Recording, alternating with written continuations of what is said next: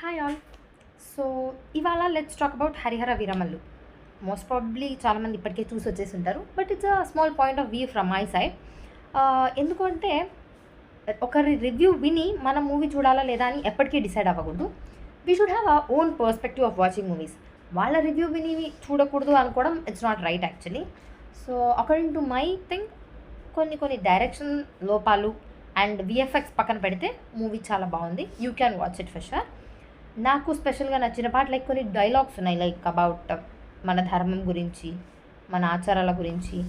ఇలాంటి ఒక మూవీ తీయాలంటే ఏ డైరెక్టర్కైనా ఏ యాక్టర్కైనా గట్స్ ఉండాలండి. And Pawan sir proved it again. It's really awesome. ఒక సీన్ వస్తుంది, అడవిలో జంతువులు వచ్చినప్పుడు వాటిని వెనక్కి పంపించేసే సీన్. పవన్ కళ్యాణ్ గారి ఐస్ దగ్గర షాట్ పడుతుంది. అసలు you will mesmerize in to those eyes. చాలా మంచి ఫ్రేమ్ అది. అండ్ క్యారెక్టరైజేషన్స్ అందరివి చాలా బాగున్నాయి. విలన్ అయితే I just loved it. And climax కొంచెం బోర్ అనిపించింది. బట్ నో అఫెన్స్, అందరూ వెళ్ళి with your family you can watch the movie.